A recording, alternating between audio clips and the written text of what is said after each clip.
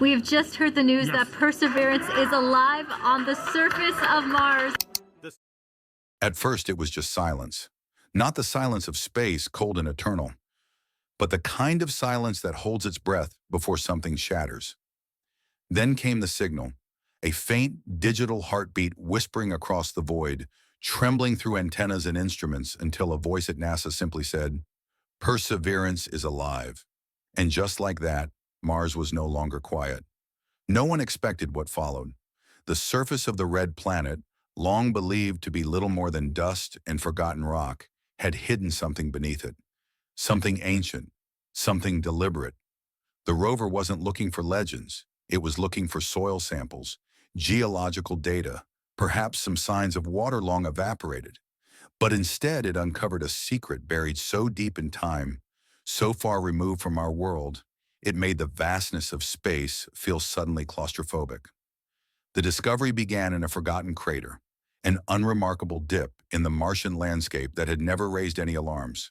It was quiet, empty, a place of nothing.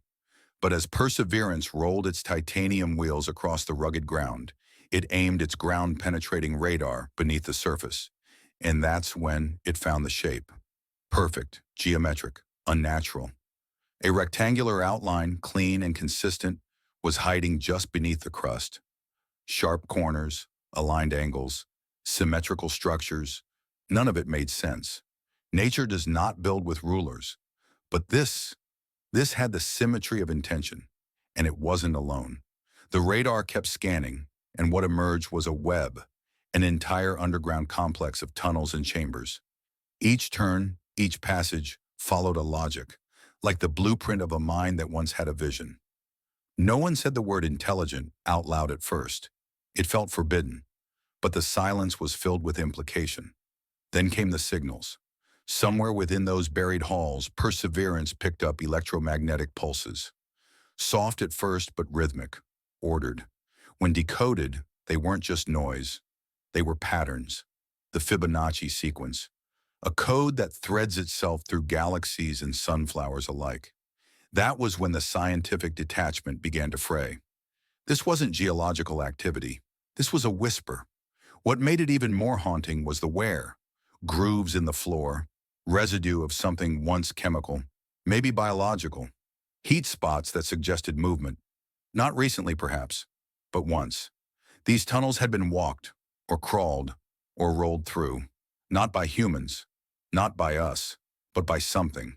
People had joked about Martians for centuries. Little green men, beings with wide eyes and cryptic messages. It was always a fantasy, always a myth told in books and bad movies. But now the joke was gone, and what remained was a cold, terrifying possibility that something real had been here. Something intelligent, and possibly still watching. When Perseverance reached one of the deepest chambers, the temperature changed. The instruments twitched. Inside that vault was not just more architecture, but machines. Silent, dead machines. At least we hoped they were dead. They were constructed of metals that didn't match anything from Earth. Alloys twisted with Martian minerals into shapes that looked almost familiar but never quite. They had conduits, panels, patterns etched with those same spirals, the ones you'd find in seashells or hurricanes, the kind that suggest nature and intelligence intertwined. And then, the eye, carved deep into a central pillar of black rock. It stared, stylized, deliberate.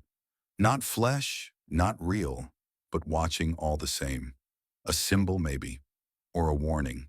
Back on Earth, the moment the images came through, everything changed. Scientists didn't sleep. Theories spiraled. Fear spread. Because if this was a message, it had waited a long time to be found. And someone, something, might still be waiting for an answer. They tried to explain it away, at first. Maybe it was an old crash site, they said. Maybe a probe we forgot about, or a strange natural phenomenon unique to Martian geology. But as the data continued to arrive, hour by hour, the comforting explanations began to crumble. The chambers weren't random. They were placed, designed, and they were ancient, so ancient that layers of rock above them told a story of millions of years, long before humans had even stood upright on Earth. That's when the question stopped being, "What is this?" and became something far more unsettling. Who left it behind?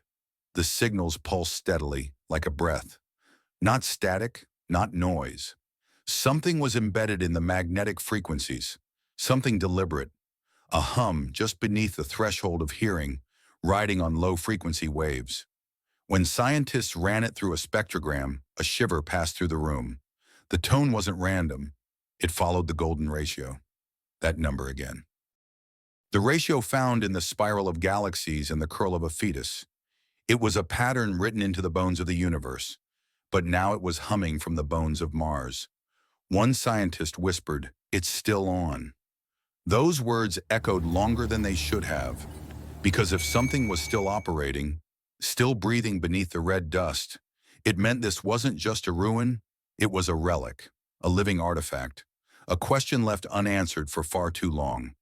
And then perseverance found the residue, chemical traces that didn't belong, complex hydrocarbons, the kind you'd expect from biological life, but twisted in unfamiliar ways. They weren't just odd, they were impossible. Not terrestrial, not microbial, and not dead. Some of them matched extremophile life back on Earth, organisms that live in boiling vents or under Antarctica's ice, creatures that laugh in the face of death. So what if something like that had survived here? What if it had never left? Some of the readings suggested movement, not recent, but recent enough. Dust disturbed in patterns, impressions in sediment that hinted something large had once rested there. But the objects were gone, removed, stolen. Or maybe they left on their own. No one knew which was more terrifying. One of the deeper tunnels showed signs of corrosion, not from weather, but from interaction. Something chemical, perhaps biological. Something alive long enough to alter the very walls. The thought echoed in every room at NASA and beyond. Were we too late? Or were we right on time? It didn't feel like a discovery anymore. It felt like a breach. The machines Perseverance encountered in the inner vaults were unlike anything built by human hands. They had levers, yes, but nothing mechanical about them made sense. Some parts didn't seem to move at all. Others reacted to light or heat in strange ways. Their shapes weren't entirely Euclidean, like they had been made by someone who understood dimensions we only theorized about.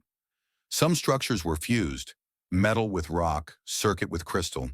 It was technology, but also art, purpose, power. It wasn't a tool, it was a message. And then, the shape of the eye again. Carved into a second vault, this time surrounded by spirals, fractals, and impossible geometry that mirrored star charts. Not of our solar system, but of somewhere else, somewhere far. The idea began to fester that this wasn't just a home, or a temple, or a bunker. It was a beacon, or a tomb, or something worse. And what it was calling to, what it might be waiting for, could already be listening. The hum never stopped. Even after days of analysis, after countless loops of audio data, after filters and frequency isolations, the hum kept flowing. A constant low vibration beneath Mars' dead wind. It had no fluctuation, no break, just a tone, eternal and deliberate, like something had been waiting so long it had forgotten how to speak, but still refused to go silent. And it wasn't just sound anymore.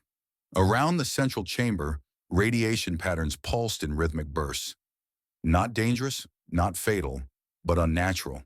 They followed no Martian cycle, no solar activity. The bursts didn't belong to nature. They belonged to a clock, a countdown maybe, a heartbeat, or a trigger. And that's when the fear took root. Not in scientists, but in people. The public didn't hear the full report, only whispers, leaks, the kind of silence that screams louder than truth. And behind closed doors, debates turned into arguments. Should the rover go deeper? Should we send another? Was this an invitation or a warning? One chamber, buried the deepest, revealed the most haunting detail of all. Impressions in the floor, not just vague shapes this time, but outlines. Platforms or beds, long, rectangular, emptied. Dust settled around the edges like something had been pulled free. Something large, not mechanical, not clean, but organic. The kind of shape you don't want to imagine moving, because if it had moved once, it could move again, and it was missing. Panic crept into the silence. If something was taken, who took it? If something escaped, where did it go? And if it was still alive, was it watching?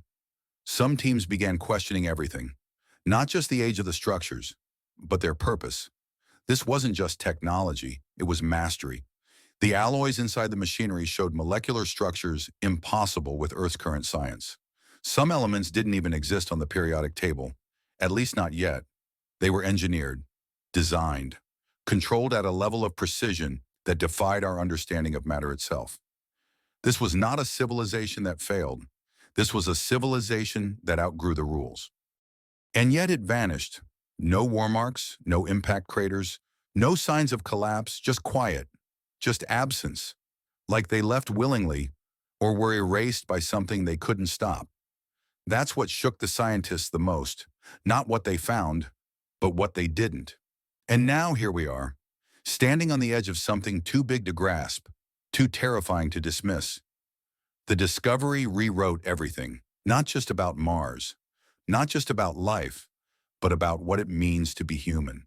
Because if we are not alone, then we are not first, and maybe not even next.